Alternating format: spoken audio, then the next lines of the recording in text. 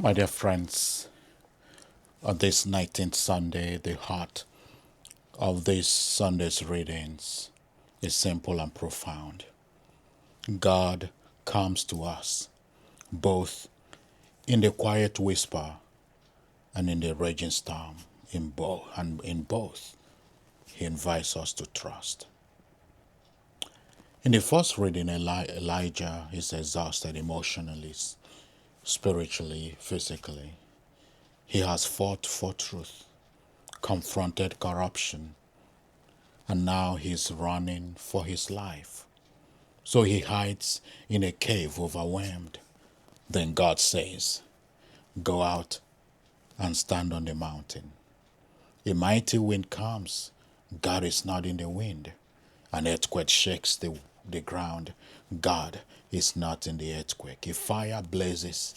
God is not in the fire. And then a tiny whispering sound. Elijah recognizes it as the presence of God. Dear friends, the lesson here for us is that we often expect God to show up in a dramatic ways with big signs, loud miracles, and unmistakable interventions, but more often God comes quietly in a moment of clarity, in a word of encouragement, in a gentle nudge of conscience, in the peace that settles after prayer.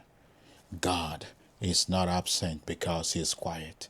Sometimes the whisper is the miracle. And in the gospel, the disciples face the opposite of silence, namely chaos. The wind is strong, the waves are high, and fear grips their hearts. Jesus comes to them, walking on the water. They are terrified because fear always distorts our vision. Peter, bold and impulsive, says, "Lord, if it is you, command me to come to you." So Jesus says one word, "Come." Peter steps out of the boat. For a moment, he walks on water because his eyes are fixed on Jesus. But then he notices the wind. He sees the waves. Fear returns and he begins to sink. Peter cries out, "Lord, save me." And immediately Jesus reaches out his hand. The storm did not stop before Jesus saved Peter. The rescue happened in the storm. This is the gospel truth, and this is the good news. Faith does not mean the absence of storms. Faith means the presence of Christ in the storm. So, my dear friends, we live between Elijah's whisper and Peter's storm. Some of us today are like Elijah, tired, discouraged, overwhelmed, longing for God to speak clearly. God's message to you and I today is this: I am here. Listen for the whisper.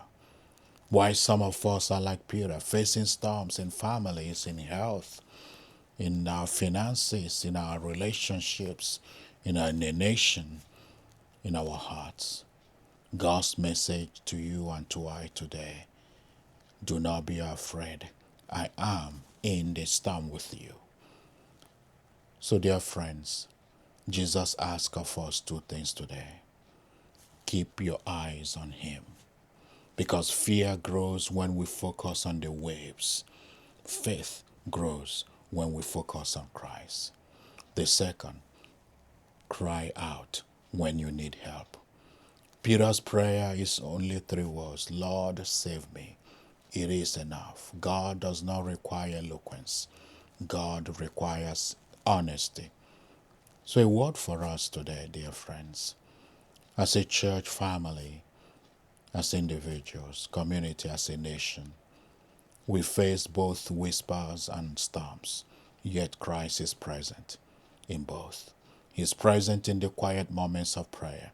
He is present in the Eucharist. He is present in the storms that shake us. He is present when we feel we are sinking. And he says to us today, "Take courage. It is I. Do not be afraid." So Elijah teaches us to listen. Peter teaches us to trust. Jesus teaches us that he is always near.